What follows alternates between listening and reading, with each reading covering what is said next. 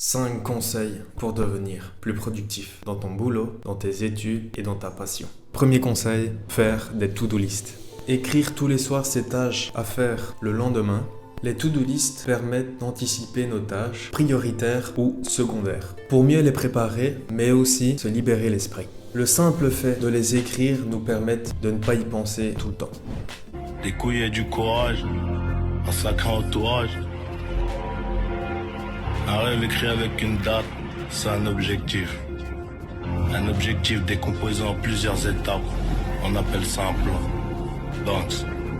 Le deuxième conseil, ne pas dormir avec son téléphone à côté de soi. Si déjà tu n'y arrives pas et fais chier parce qu'il y a un putain d'avion là, en plus c'est un petit jet privé. Bon, c'est déjà mieux. Déjà, ce que tu peux faire, c'est essayer de dormir avec ton téléphone, mais que ton téléphone soit à l'opposé de là où tu dors. Qu'il soit au minimum à 2 mètres de toi. S'endormir à côté de son mobile est très néfaste pour la santé. En raison des radiofréquences, bien sûr, tout ce qui est radiation, etc.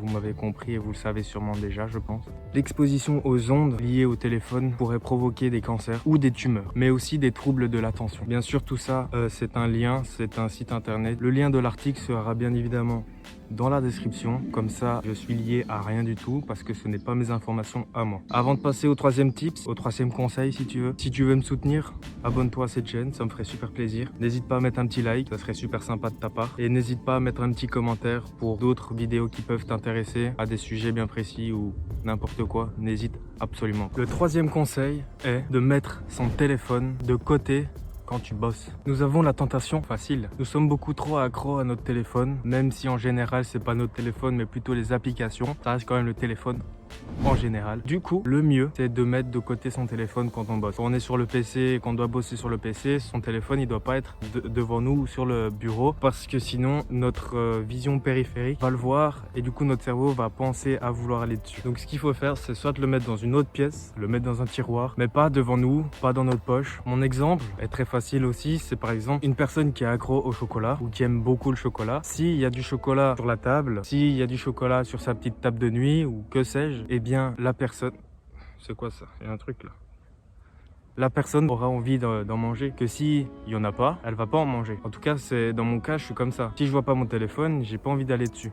À part si vraiment j'ai besoin d'aller dessus pour rappeler, pour envoyer un message ou quoi que ce soit. Mais si je le vois pas, je vais pas aller dessus, tu vois. Par exemple, aux toilettes, je sais que toi, il est dans ma poche. Et qu'est-ce que je vais faire? Je vais direct aller aux toilettes et hop, je vais le prendre, tu vois. Donc c'est pour ça, il faut vraiment limiter ça, l'enlever quand on bosse. C'est très important. Le quatrième conseil, c'est supprimer ces notifications. Surtout les notifications des réseaux sociaux et des applications qui ne sont pas nécessaires à avoir les notifications. Parce que tu n'as pas besoin d'être au courant H24 et tout de suite dans l'heure, ou tout de suite dans la minute, de X à poster une photo, que Y à liker ta photo. Pourquoi tu as besoin que Z t'envoie un message tout de suite et que tu dois le répondre tout de suite alors que tu le parles même pas avec lui dans la vraie vie? Par exemple, pour ma part, je n'ai que les notifications importantes qui sont celles des messages de mes proches, de mes mails pro et des notifications de temps arrêt. C'est-à-dire quand mon téléphone me dit il vous reste 5 minutes sur cette application parce que je me suis mis un temps d'arrêt sur Instagram par exemple. Avant de passer au dernier conseil, n'hésite pas à liker et à commenter et moi je vous dis déjà à une prochaine vidéo. Le cinquième conseil est le dernier. Écrire une vision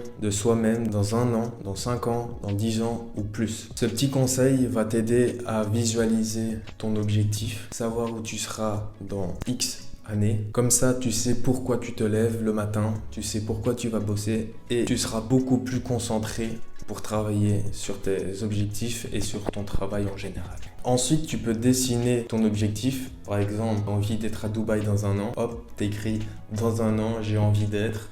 Ou dans 1 an tout simplement le titre. Et alors tu te dessines toi avec comment, même si t'as pas de talent, tu vois, tu te fais en bâtonnet ou je sais pas trop quoi. Et pour représenter Dubaï, tu fais par exemple la tour Burj Khalifa, tu vois. Et ensuite tu l'accroches quelque part là où tu vis et là où tu le vois le plus souvent possible. Par exemple, la porte de tes toilettes, la porte de ta chambre, la porte de ton frigo, sur ton volant de ta voiture, j'en sais rien, tu vois. Au moins, tout ça, ça va t'aider à pouvoir le visualiser. Comme ça, tu sais pourquoi tu bosses, tu sais pourquoi tu te lèves le matin. Et puis, voilà. Vis tes rêves et Inch'Allah, comme on dit en Grande-Bretagne.